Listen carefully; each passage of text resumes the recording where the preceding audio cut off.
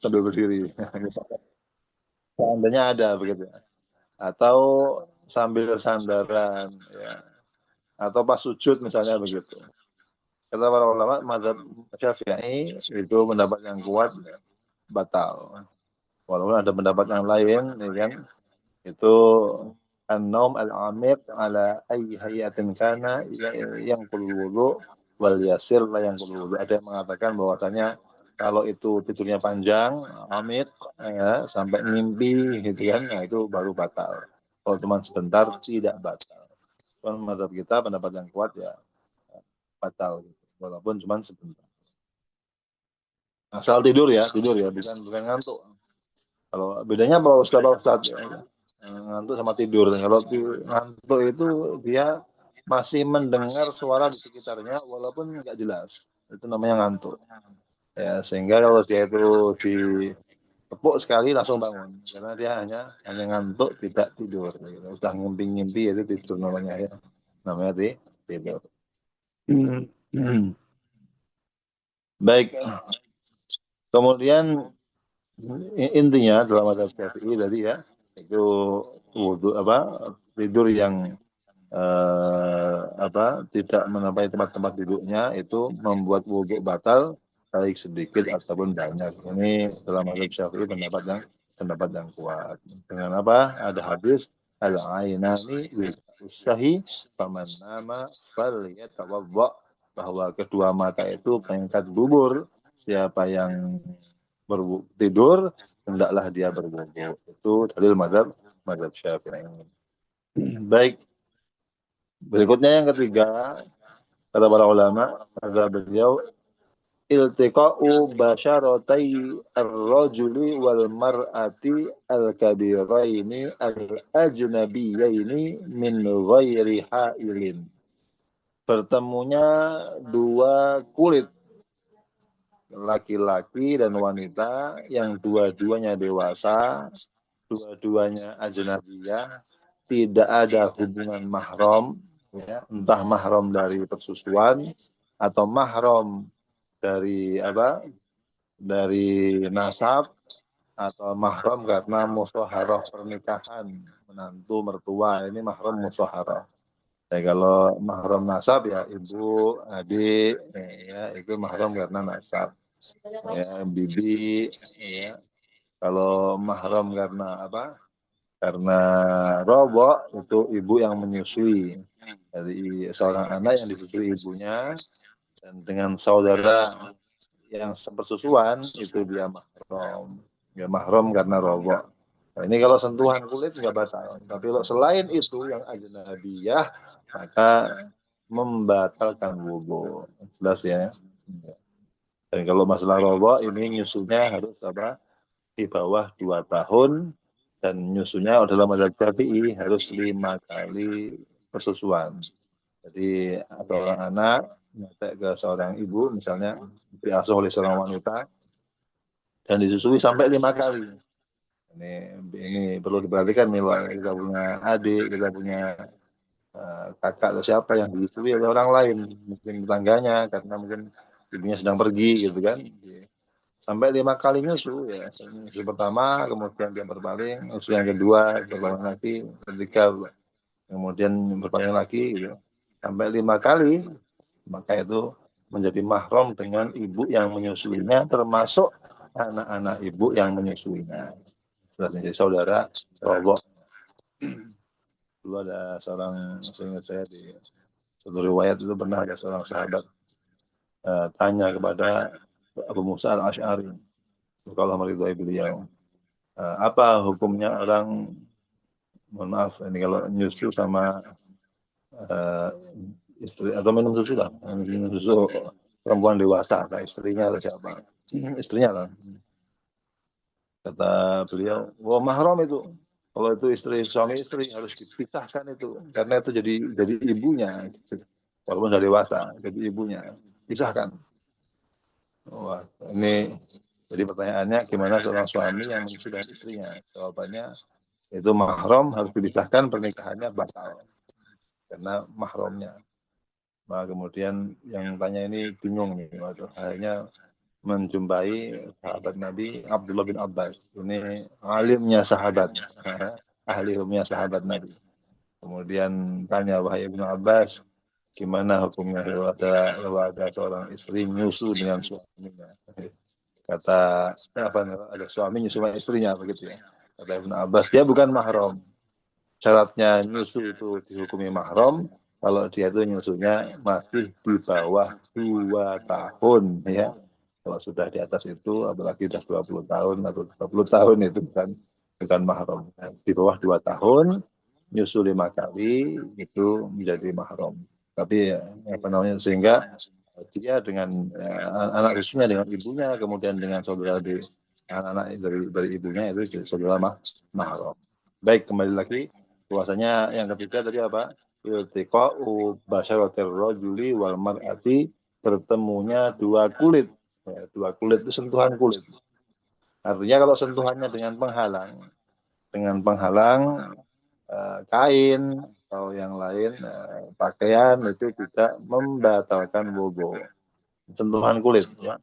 Laki-laki, wanita yang dua-duanya sudah dewasa, bukan anak-anak balita, bukan ya, anak dewasa yang sudah sampai haddus syahwah urfan inda arbabit tiba as-salimah ya. Artinya secara umumnya itu ya belum membuat syahwat, yang anak kecil itu nggak batal. Tapi kalau apa namanya sudah dewasa, ya kan, sentuhan kulit, laki-laki perempuan dewasa, ya kan, yang dua-duanya ajnabiyah, dua-duanya itu tidak ada hubungan mahram, kemudian min ghairi hailin, dengan tanpa ada penghalang langsung sentuhan kulit, maka itu yang membatalkan wudu.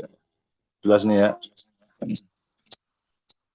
Ini kenapa kok wudunya batal? Ini diambil dari qiraat yang pendek.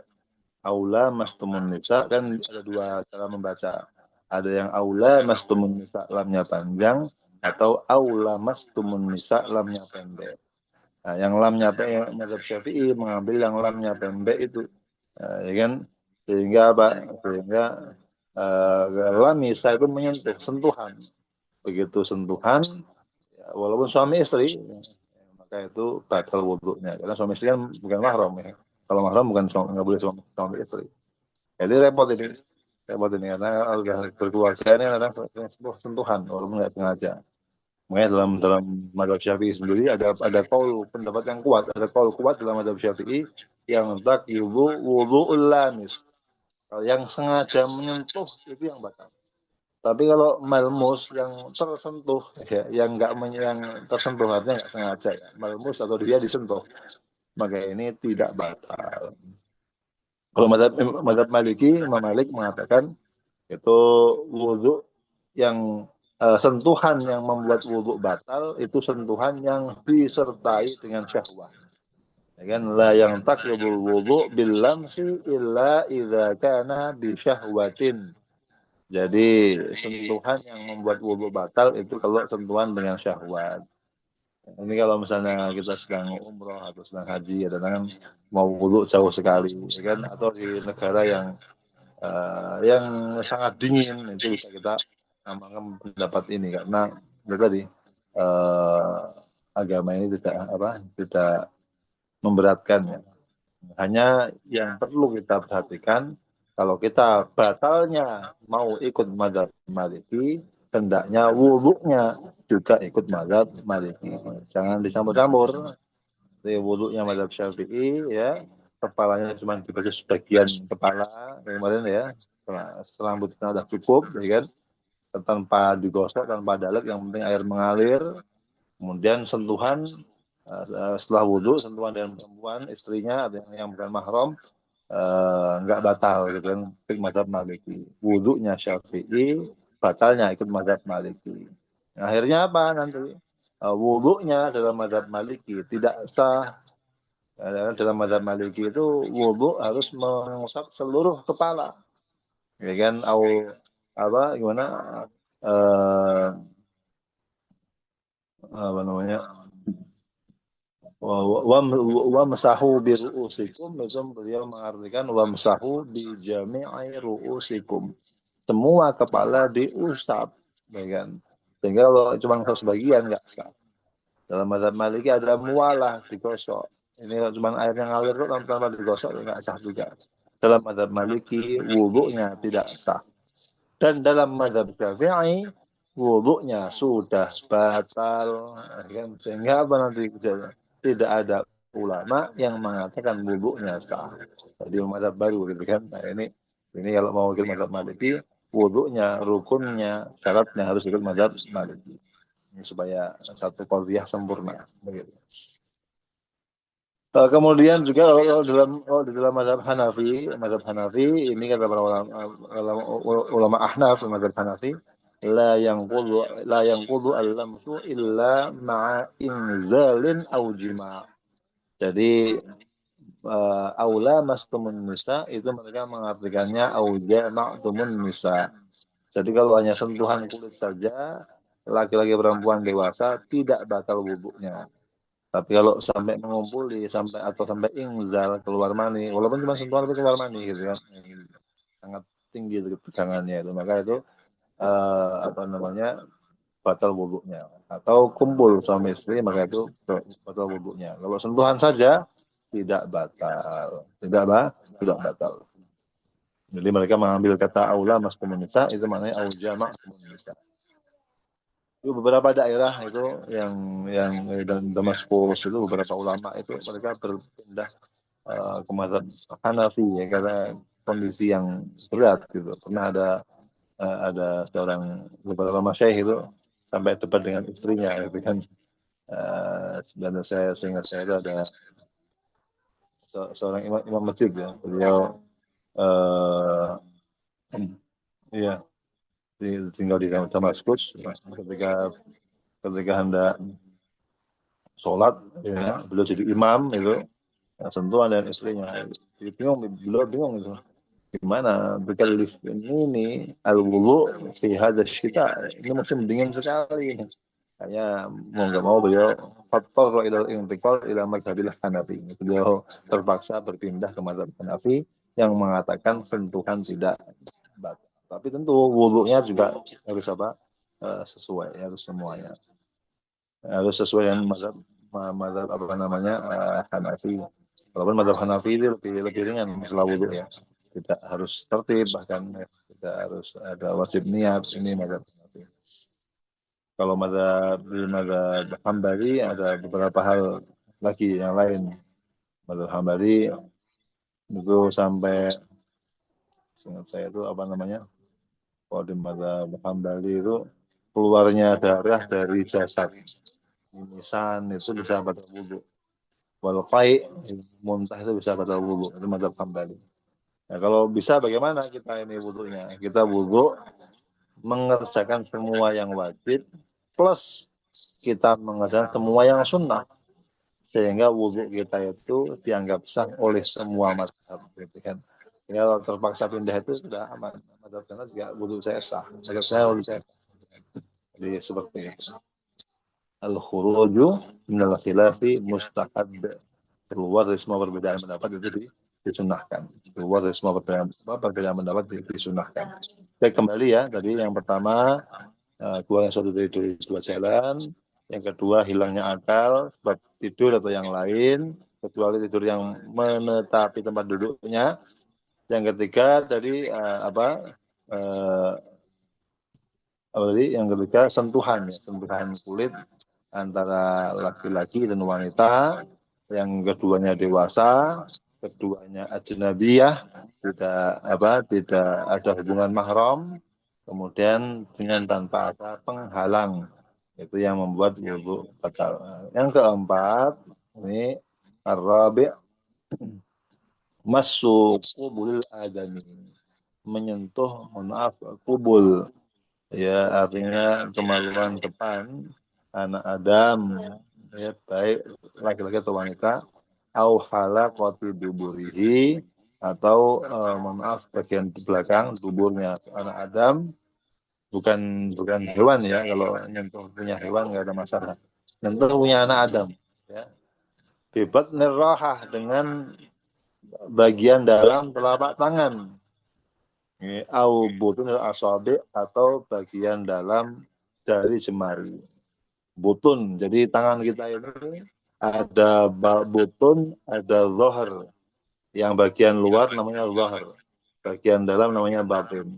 Kalau kita tempelkan tangan kanan dan tangan kiri seperti ini, ya, kita tempelkan, maka bagian yang tidak tampak namanya batin.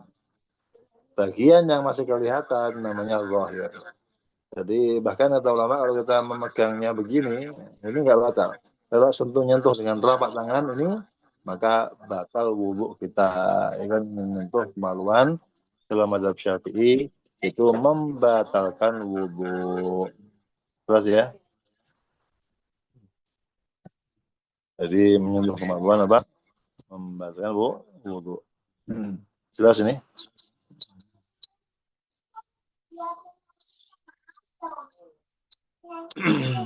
ada riwayat hadis dari Nabi kita Muhammad SAW, man massa zakarahu fal yatawadda, siapa yang menyentuh kemaluannya hendaklah dia berwudu, karena itu mahalus syahwat.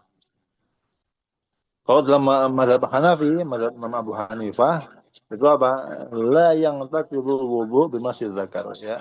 Jadi menyentuh kemaluan itu tidak membatalkan wudu. Mazhab Hanafi. Kalau mazhab Syafi'i membatalkan wudu. Kenapa Nabi ditanya, bagaimana hukumnya seorang yang berwudu dia nyentuh kemaluannya? Kata Nabi, innama hiya bid'atun minka. Itu kan bagian tubuh kita, kayak telinga gitu. Jadi nggak batal gitu. Ini kata mazhab Hanafi. Dalam mazhab Syafi'i batal karena hadis yang tadi itu sudah dimansuh, dihapus dengan hadis yang terakhir, yaitu siapa yang nyentuh kemaluannya hendaklah dia berwudu. Ya kan, man massa dzakarahu wal yatawadda. Seperti itu. Jelas ya, ini beberapa perbedaan pendapat hanya supaya kita lebih bisa memahami lah. Kalau dalam mazhab Hanafi tidak batal apa namanya nyentuh kemaluan. Bahkan kalau mazhab Syafi'i, batal wudhu dengan menyentuh apa? Menyentuh kemaluan tadi, menyentuh kemaluan. Bahkan ya yang penting anak Adam atau anak kecil, itu membuat wudhu itu apa? Batal. Pak Ustadz, bagaimana itu ada hadis man akala lahmal jazur fal yatawadda. Bahwasanya ada hadis di antara yang membuat wudhu batal makan daging unta dan yang lain-lain. Ini kata para ulama itu hadisnya ada sebab urutnya, sebab turunnya hadis itu. Sebagaimana Quran ada asbab nuzulnya, kalau di hadis ada sebab urutnya. Apa sebab urutnya itu? Pernah suatu ketika Rasulullah itu dalam suatu majelis dengan para sahabatnya, mereka makan daging unta, di tengah-tengah majelis ada yang kentut, tercium bau apa? Bau kentut gitu. Ketika datang waktu sholat, Nabi ini orang yang sangat lembut hati beliau, ya kan? Beliau tidak ingin apa? Mempermalukan orang lain. Jadi beliau nggak mengatakan siapa yang kentut wudhu, kan ketahuan, kelihatan, ya kan? Beliau mengatakan, sudahlah, man akala lahma jazurin fal yatawadda. Siapa yang tadi makan daging unta, semuanya wudhu, ya kan? Termasuk tadi orang yang kentut tadi, kan? Seperti itu. Yang kentut tadi. Ini termasuk lembutnya hati Rasulullah. Beliau ingin mengingatkan orang lain tanpa apa? Tanpa menyinggung hatinya atau membuat malu orang yang diingatkan tadi. Semuanya wudhu semua. Nah, kemudian setelah itu beberapa waktu beliau makan daging unta lagi dan tidak berwudu. Oh, berarti yang dulu itu karena ada satu hal, bukan karena makan daging untanya yang membuat wudu batal, tapi karena ada hal yang lain. Nabi ingin apa? Ingin menyembunyikan aib saudara Muslim. Jelas nih ya. Baik, Pak Ustadz, kadang-kadang saya tuh kalau lagi sholat itu ada was-was begitu, kayak ada keluar, kayak nggak keluar begitu, kayak kentut, kayak nggak kentut gitu. Kata Nabi, kalau yang seperti ini ya la yu'athir.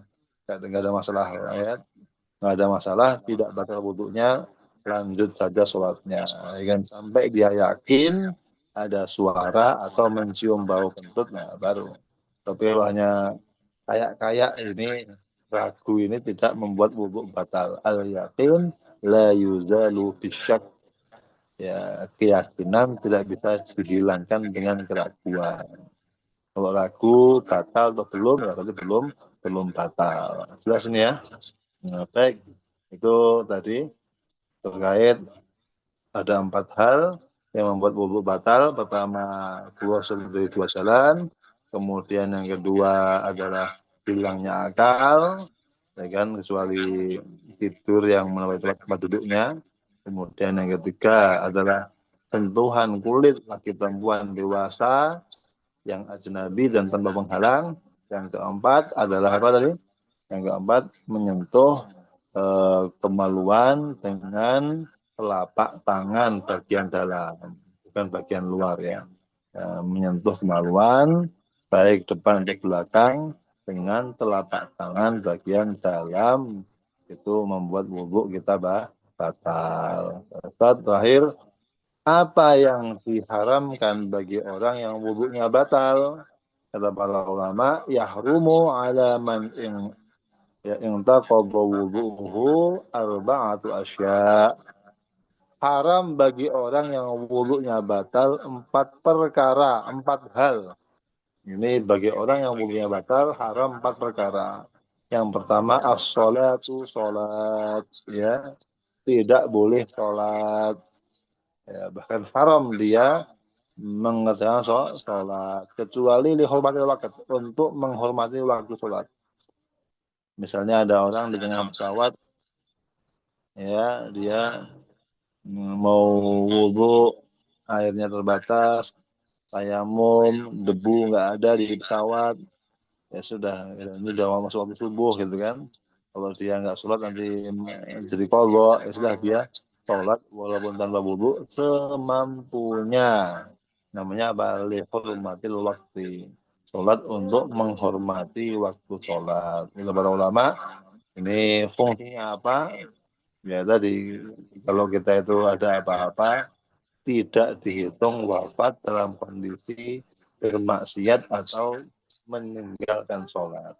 Ya, kita sudah mengerjakan perintah Allah, sholat semampu kita.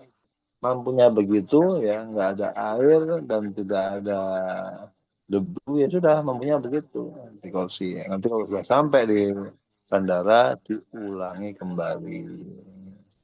Begitu ya. Ini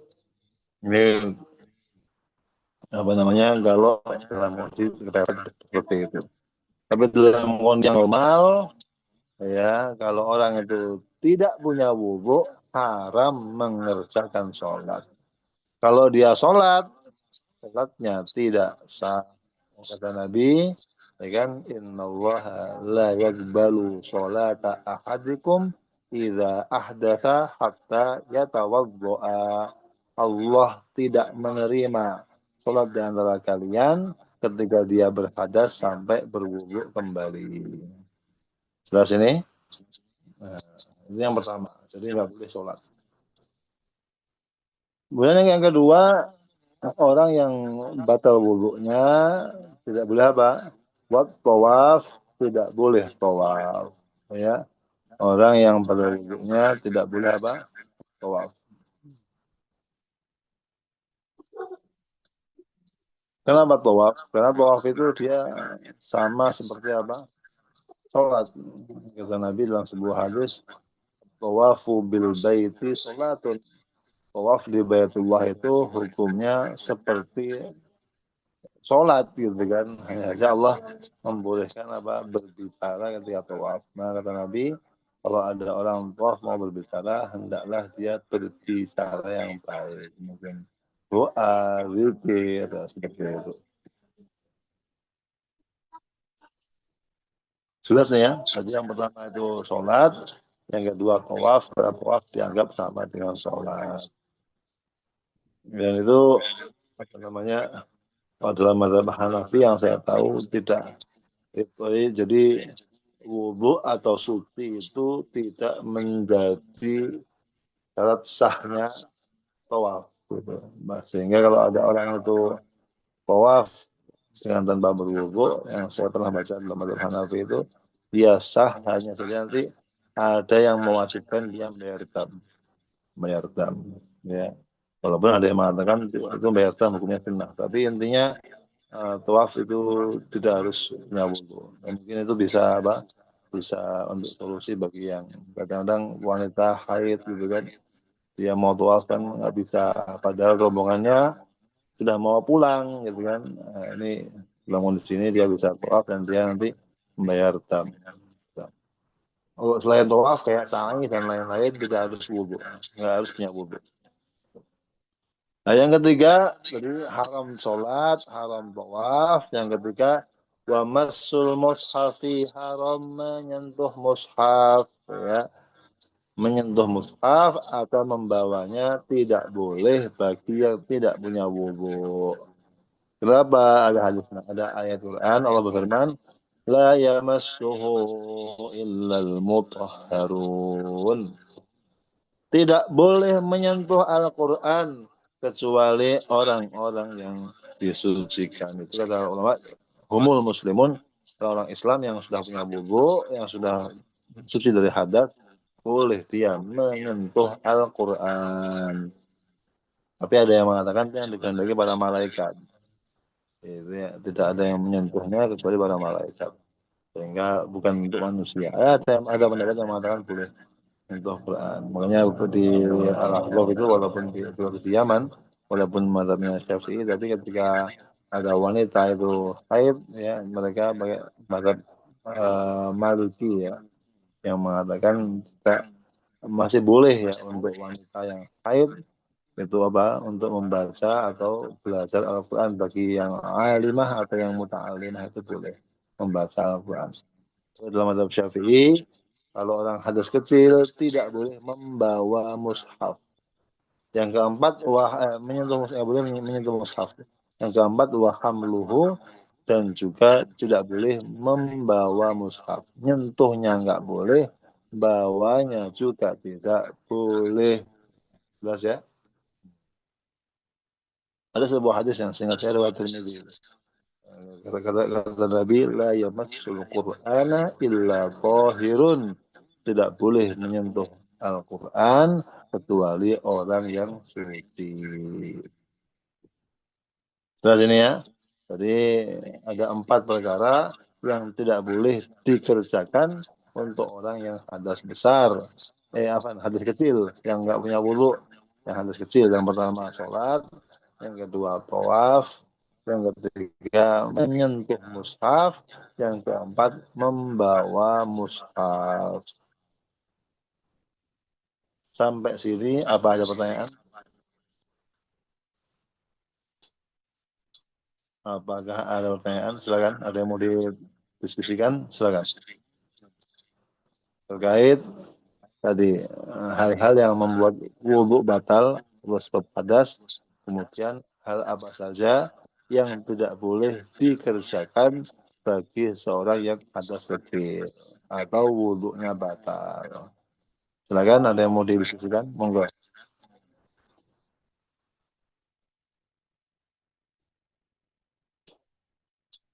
Ada yang mau didiskusikan? Ada yang mau bertanya? Silakan. Monggo para akhwat, para talibat dari Ma'had Baitul Quran, Tajul Ulama, dari Madrasah Ria Al-Kahfi. Silakan, ada yang mau ditanyakan? Ustaz, Ya, Ustaz, kalau kita sentuhan sama anak-anak yang belum balik, sedangkan kita lagi wudhu, apakah wudhu kita batal? ya, terima kasih. Jadi yang kita sudah bahas ya, bahwa kalau sentuhan dengan anak yang dia masih kecil, belum dewasa, belum mencapai haddus syahwah. Secara uruf, secara adat, kebiasaan itu anak di usia itu belum membuat syahwat lah, itu kan masih anak balita, ya kan, bawah 5 tahun. Itu kalau kita sentuhan ya tidak membuat batal wudu, ya nggak ada masalah.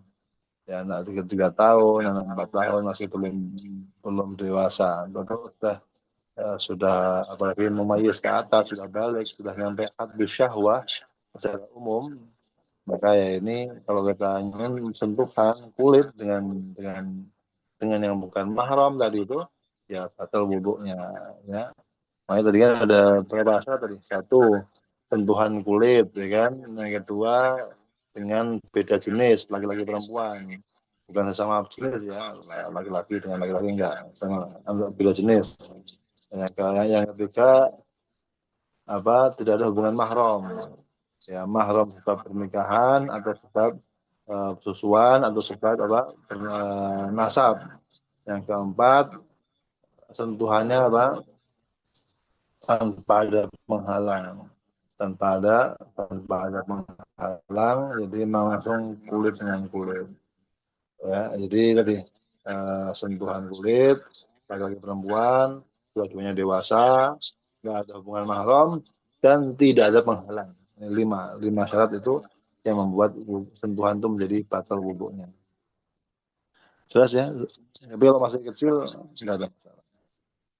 Masih kecil dalam hal yang tidak sampai menimbulkan syahwat, maka itu tidak membatalkan wudhu. Jelas ini? Ada yang belum? Gimana? Atau masih janggal?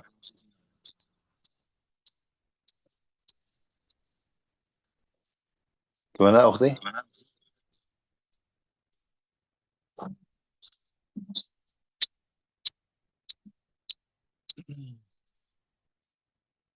Kalau ketika wudhu kemudian tersentuh batal, ya diulang lagi wudhunya berarti. Kalau itu yang itu dewasa ya, dewasa. Kadang-kadang suami istri nakal gitu kan, suaminya wudhu, istrinya datang dari belakang, ayo batal wudhu lagi gitu kan, misalnya begitu, batal itu. Batal. Ya silakan.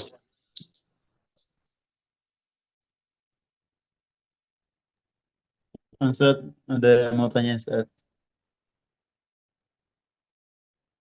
Ya, kalau. Tadi Ustaz jelaskan bahwa tidur saat duduk itu tidak membatalkan wudhu. Ya.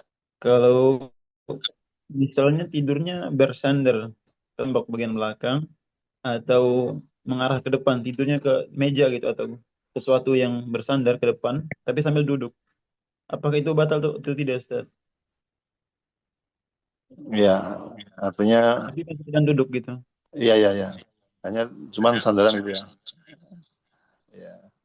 Ya, terima kasih. Itu memang saya pernah membaca juga itu. Ada ulama yang agak ketat itu.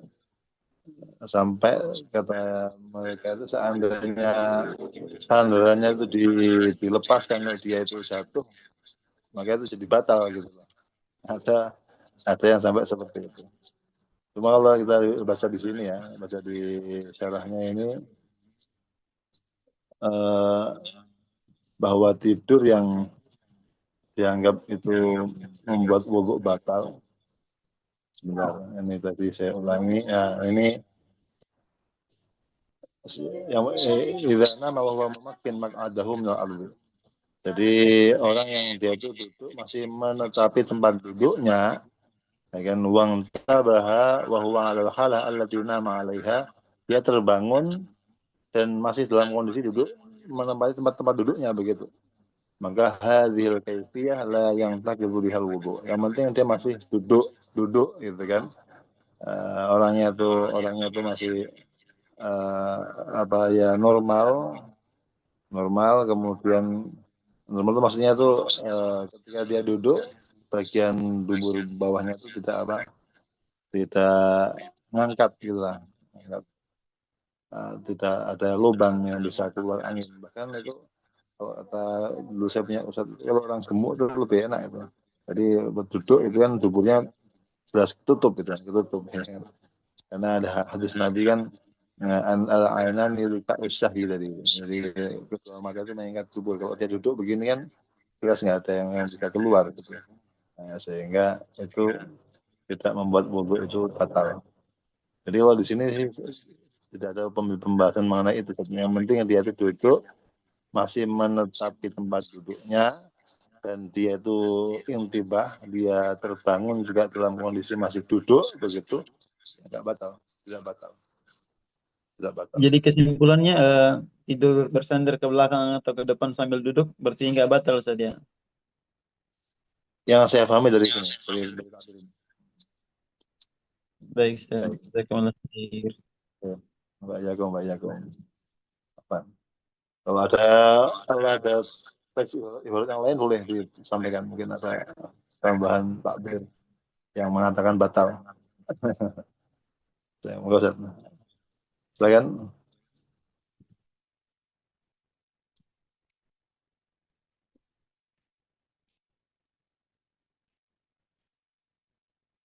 Monggo ada mau ditambahkan atau mau jelas?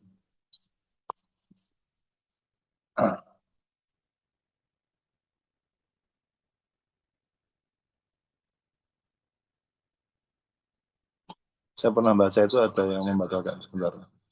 Coba cek. Allahumma sholli ala sayyidina Muhammad.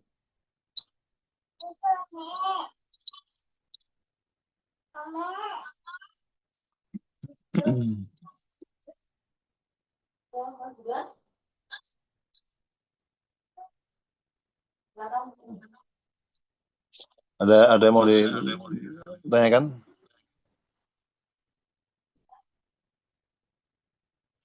Tadi kalau mengenai tidur ketika sholat ya, itu saya ini di dalam kitab Muhadzab, secara Muhadzab, Al-Majmu' secara Muhadzab, jilid 2 halaman 13-14. Wa inna ma rafi'an aw sajidan aw qa'iman fi sholati fa fihi qaulan.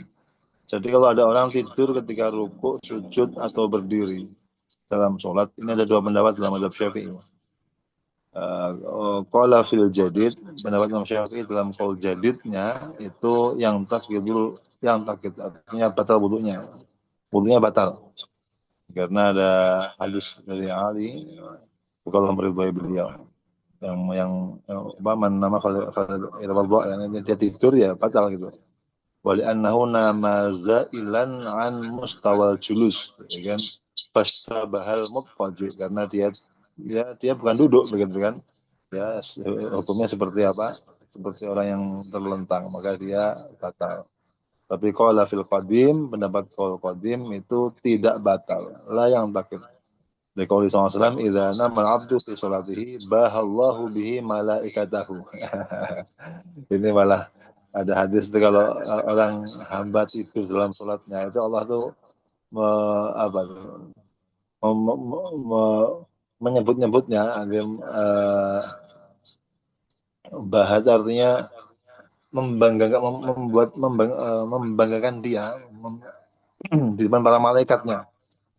Ya Allah menyampaikan abdi itu kan, ruhuhu indi wa jasaduhu sajidan baina yadayya. Jadi ruhnya di tempat saya dan jasadnya itu sujud menghadap Allah SWT. Artinya Allah puji malahan orang yang itu, sehingga nggak batal. Ini kalau qadim. Tapi memang dalam mazhab Syafi'i umumnya itu kalau sudah ada qaul jadid itu yang qadim nggak digunakan. Soalnya beberapa hal, ada 14 perkara itu qaul qadim diunggulkan. Seperti waktu sholat maghrib itu kan, waktu maghrib itu kan qaul jadid hanya cukup untuk wudhu, kemudian istinja, wudhu, sholat 5 rakaat, selesai maghrib waktunya. Tapi kalau qadim itu sampai hilangnya mega merah itu sampai masuk waktu isya seperti sekarang ini. Nah, itu yang diunggulkan itu kan qaul qadim malahan daripada qaul jadid. Tapi secara umum itu ketika ada qaul qadim dan jadid, maka yang diambil qaul jadid yang terakhir ya, qaul yang baru dari Imam Syafi'i. Sehingga ya tadi kitab hukumnya batal. Pendapat yang kuat dalam mazhab Syafi'i hukumnya batal, walau ada pendapat qaul qadim yang mengatakan tidak batal. Begitu. Oke, ada tambahan Ustaz? Tapi di sini ada pendapat al-ahkam al-hasil al-manqul Finnaum khamsatu aqwal. Ada 5 qaul dalam mazhab Syafi'i mengenai tidur ini. Mengenai tidur ini ya. Bahkan ada qaul yang ketiga, ini inna ma fis shalah lam yantakid ala ay hayatin kana. Wa inna ma fi ghairiha ghairu mumakkin maqadahu in taqadha wa illa fala. Ala kulli hal. Enggak ada yang mau ditambahkan? Silakan.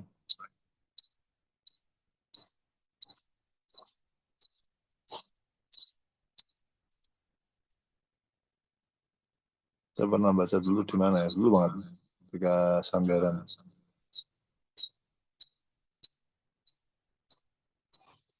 Kemudian di sini nggak ada pembahasan, jadi sama.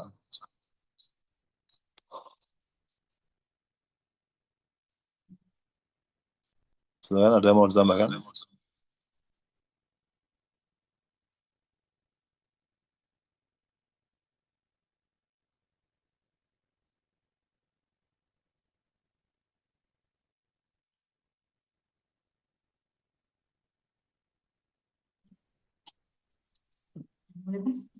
Ustaz, ada pertanyaan.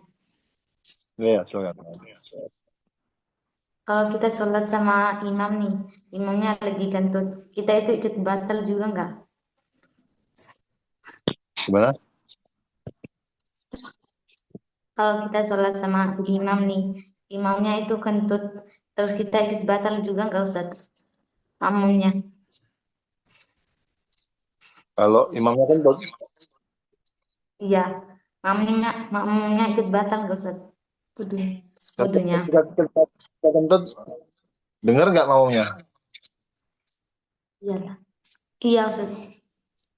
Oh, kalau omnya mendengar, maka langsung makmum yang imamnya itu hendaknya pergi, ya kan? Kemudian makmum yang di belakangnya menggantikan jadi imam. Nggak boleh, nggak. Kalau kita tahu dia sudah batal sholatnya, tidak boleh kita mengikuti orang yang kita yakini batal sholatnya. Nggak boleh. Ya, itu nanti jadi batal juga. Tapi kalau kita menganggap imamnya baru atau sendiri kita mau faroqah, nggak batal. Kentutnya diam. Harusnya kalau dia kentut segera pergi ya. Makanya hendaknya yang di belakang imam itu orang yang paham, yang bisa menggantikan kalau imamnya itu ada tadi batal sholatnya dan seterusnya. Dan ketika imamnya itu nanti sudah, misalnya nih ada orang dia diam-diam saja gitu, kemudian berpengaruh pada makmum. Kalau makmumnya nggak tahu, nggak ada masalah, dia hukumnya tetap sah sholatnya. Misalnya ada imam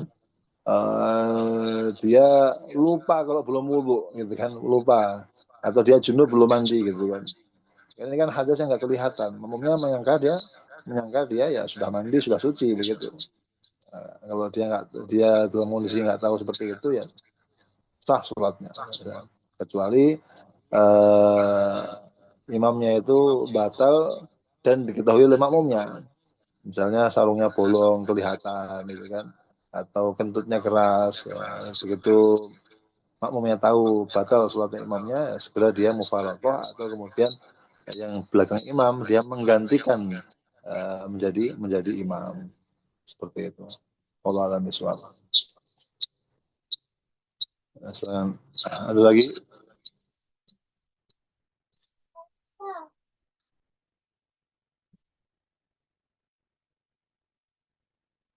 Ini saya bacakan di Taqrirat Asli dari Mujahid ya. Ini ada dalam kitab Taqrirat Aslidah. Ada syurutun naum alladzi la yanqudul wudu arba'ah. Jadi syaratnya tidur yang tidak membuat batal itu ada 4. Ini yang pertama, yakuna mumakkinan maq'adatahu minal ardi bi an takuna maq'adatuhu multasiqatan bil ardi. Jadi yang penting mohon maaf, tempat duburnya itu nempel di bumi begitu. Bihaitsu la yumkinu khurujur rih, yang nggak mungkin keluar angin. Ya, itu yang pertama.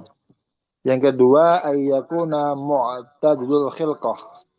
Orangnya itu apa namanya? Ya standar lah, standar.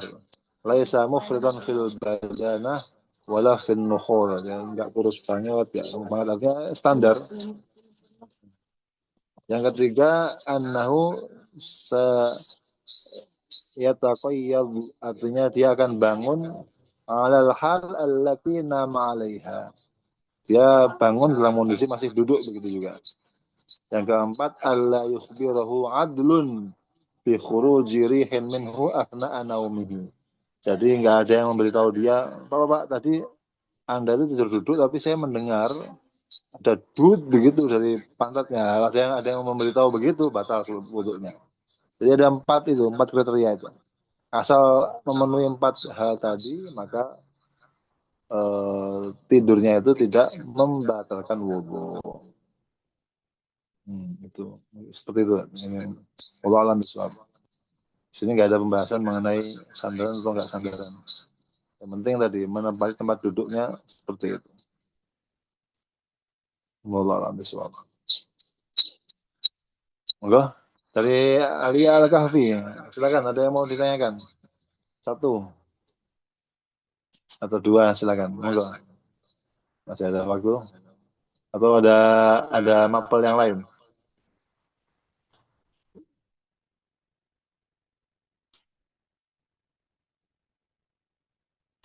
Ustaz Mujahid tadi ya sudah jelas ya.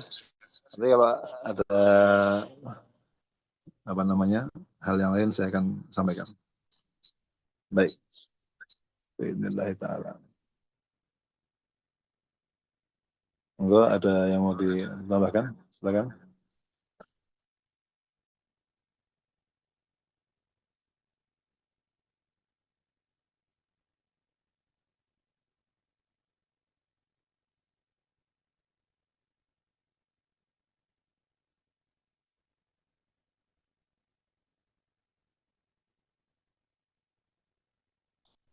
Cukup ya. Mudah-mudahan Allah berkahi apa yang kita pelajari dan semoga menjadi ilmu yang bermanfaat di dunia wal akhirah, dan mudah-mudahan kita bisa mendapatkan manfaat dari ilmu keberkahan dan ilmu yang kita pelajari. Insyaallah besok kita teruskan. Kalau ada pertanyaan-pertanyaan kita sampaikan nanti lewat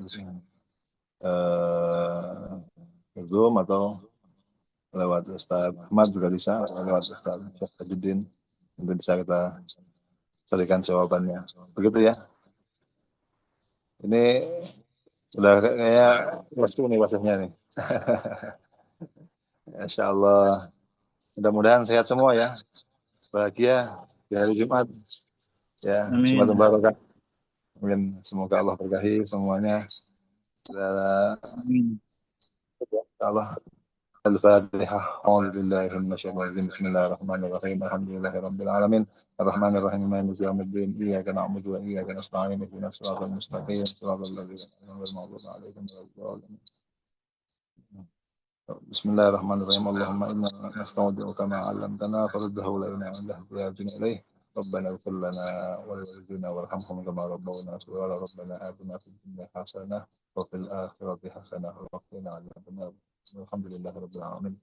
Banyak khilaf mohon dimaafkan. Assalamualaikum warahmatullahi wabarakatuh.